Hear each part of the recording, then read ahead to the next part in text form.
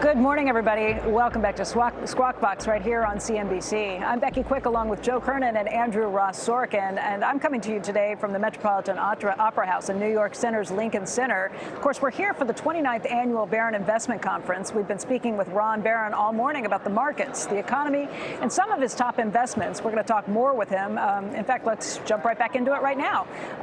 Ron, we are here and we are awaiting this jobs report. You know, we've been kind of building up to this through the course of the morning. Half an hour from now, we'll get that jobs report. And it strikes me that you have a pretty good idea about what's happening in the economy. Even though you're a long-term investor, you step back from all of these things.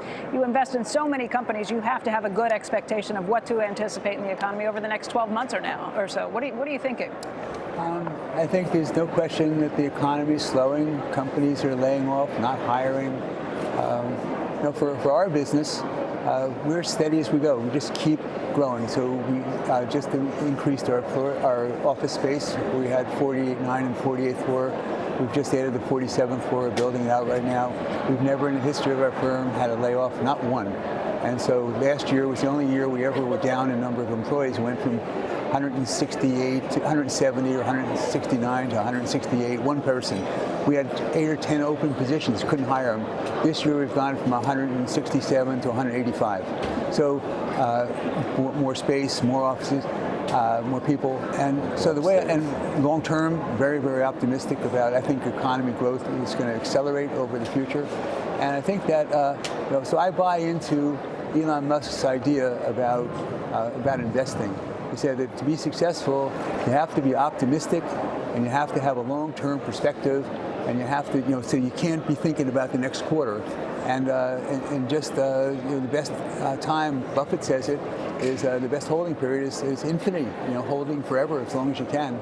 So, I would make one other point, and that is that if you were prescient enough to sell at the exact top of the market and buy back at the exact bottom of the market, it was down 30% or so, that's how much you need to break even for paying taxes and everything. So if you're if you're able to sell your whole position and buy back your whole position, which of course you can't, so since you can't do this anyway, then all I do is just keep investing in these businesses that we think are going to get to be much larger and grow much faster than the economy and protect ourselves against inflation. Simple. Are you a fan of what the Fed's doing right now? Do you worry that they're going to put us into a deeper recession, or are you more worried about inflation getting out of control? Every time there's a pandemic, there's a war, there's a financial crisis, every single time after that, there's inflation. And the reason for it is that in order to get out of those problems, you print money. And so when everyone says that they were behind the curve or they didn't do, this is planned. It's planned to devalue your money, and the reason they devalue your money is because that's how they pay off the debt that was incurred in order to get out of the problem. So it's always the same thing. It's always this inflation that takes place after we spend all this money to get us out of the problem. We understood that in the 1930s we had this depression and we couldn't get out of it. And the only way you got out of it was during World War II. That's how you escaped it. So now we've learned that if you print money, you spend money, okay, so it makes your money worth less, you devalue your currency, but long term, that's a good thing because you create jobs and you create, so that's what you do. And that's going to end. So I think the Fed's doing the right thing. We had Sam Zell on yesterday. He agreed. He thinks the Fed is doing the right thing at this point, even though he thinks they started too late. But he said one thing that was pretty concerning, just that the next step is probably going to be a liquidity crunch. That's similar to what we've heard from people like Jamie Dimon, from Ray Dalio, from Paul Tudor Jones. If you're fully invested right now, what happens if there is a liquidity crunch, and do you worry about something like that in the markets? So we have flows. And there are people who are interested in investing with us, large sums of money. And if they have opportunities, then they'll get better prices. And if the markets go down, then I'll lose money for a while. But long term, as we talked about before, the Dow Jones was 800 when I started. It's now 32,000, 40 times. And I think growth is going to be faster in the next 20 or 30 or 40 years than it has been for the last 20 or 30 or 40 years. And all the growth in the whole world has taken place in 200 years. So here for 1,800 years, from the birth of Christ until 1800 to the Industrial Revolution, there was a quadrupling in number of people and the size of the economy. So it means you doubled your money in 900 years. So think about this. You're a stockbroker, a money changer, and you're trying to get clients to say, listen, Becky, I think I could double your money in 900 years. That's the way it was. Now, in the last 200 years, the economy is up 100 times. 200 years, 220 years. Then it was up 4 times in 1,800 years. That growth is accelerating. It's accelerating the past 50 years before that. So I'm thinking growth is going to be faster going forward than it has been before. All this new technology you're getting for healthcare and technology, growth is going to be better. Our life standards is going to be higher. And this is an amazing time to be alive. I just want to try to stay alive as long as I can.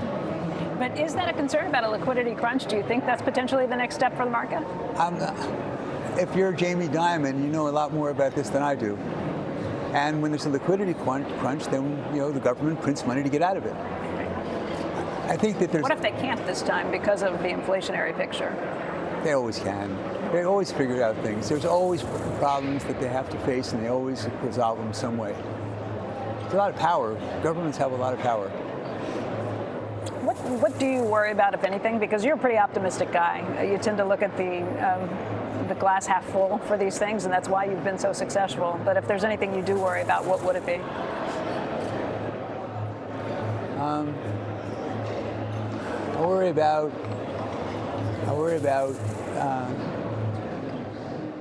whether the policies of government swing too far either way. And like Ben Franklin said, that when he comes out, they say, what do we have for the Constitution? Do we have a democracy? We have a democracy as long as you can keep it. So I'm hopeful that we have a democracy. I'm hopeful that we solve the crime problem. And we've always solved these problems before. So we've always solved them before.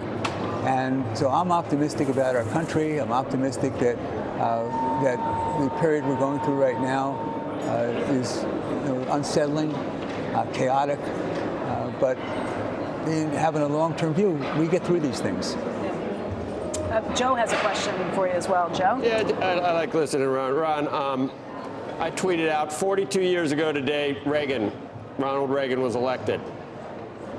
And, you keep talking about 800 to 32,000, you talk about 40 years, no inflation, you talk about all the prosperity, and yet, you just stubbornly, for whatever reason, stick to, you're a Democrat.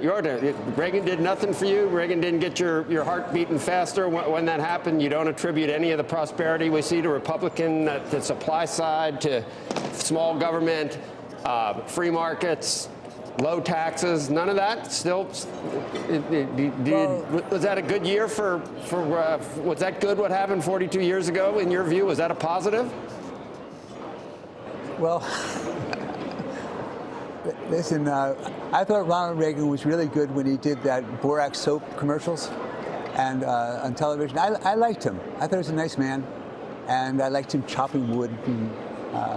And I liked how he said Gorbachev take down the wall. So his policies did nothing for you, Ron. You wish Jimmy Carter would have gotten reelected? I hated Jimmy Carter. I hated him. I thought he was one of the worst presidents we've ever had in the history. Reagan was just an actor, didn't really believe in a shining city on a hill, or we can't learn anything from him and what he said back then. He was just a chopping wood and just an actor giving lines. Is that your point? No, I believe in the shining city on top of the hill. I believe in that. Okay. I believe in a lot of things Reagan said. Not many people do anymore. And one side seems more inclined that way than the other at this point. It's all cyclical, and I'm hoping that everything gets resolved, and I think it will. When you say it's all cyclical, and you say that you don't like things leaning too far one direction or the other, does that mean that you're hoping for the Republicans to win, for gridlock at least in Washington, D.C. come next week, or no? So we have a. So one of the people I'm friendly with is Glenn Youngkin. And he's the governor of Virginia. Right. And I have a rule that I don't give any money to politicians. I don't think it matters for me. But I told him that if he runs for president, I would figure out some way to help him. He's a moderate guy, moderate and smart. I want someone who's really smart. And I don't care if I agree with his policies or not. I want someone who's really smart, who's going to, make decisions that are better than I can make. I can't make those decisions. That's not what I think about. I think about businesses. All I think about are businesses. I don't think about, and I just assume that, everything goes in waves, and sometimes it's good and sometimes it's not. And when it's not, it gets better, and when it's good, it gets worse. And but I don't worry about those things. I just assume I go to work every day, and I look at businesses, and I try to grow my business, and I try to hire people and train them and keep them, and do the best I can for the people we manage money for. And so far, it's worked out.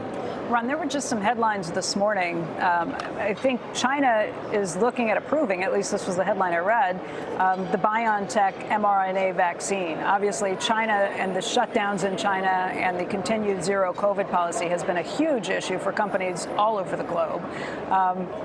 At one point, I know Barron had an investment. I think you still have a small stake in BioNTech, and it goes back to your story of looking at people you really admire, how you got invested in BioNTech to begin with. Yeah, amazing people. And so he was the FT Person of the Year, and he and his wife, they met, they fell in love, they spent the first day in a laboratory. They still live in the same apartment they lived in when they were immigrants in Germany. Wonderful people. And what their business was is trying to use the body with mRNA to make vaccines to protect themselves. And it was a big thing about cancer. That's what they're, and so when they came and they needed the vaccine to get out of COVID, then the stock went up, but doubled or tripled. And it's rare for me to buy and sell things, but I bought and sold. And so we bought stock when I learned about this, and I learned about him, and stock went up a lot, and we sold, and we bought back a little bit so far, and I'm really interested in this business long term. But I think it went up a lot on COVID, and now it's back down. But I think the opportunity here, which you're not going to know whether they're going to be successful or not, which I believe they will be, in 2 or 3 years, you're going to start seeing results for what they're doing with cancer. That's the big deal, cancer. It is the theme for the conference here this morning, anything is possible. We want to thank you for letting us come along this morning. Thank you for joining us and talking to us about all these issues. We really appreciate it, Ron. Thank you very much for inviting me. Ron Barron, of course, from the 29th Annual Barron Capital Conference right here at Lincoln Center.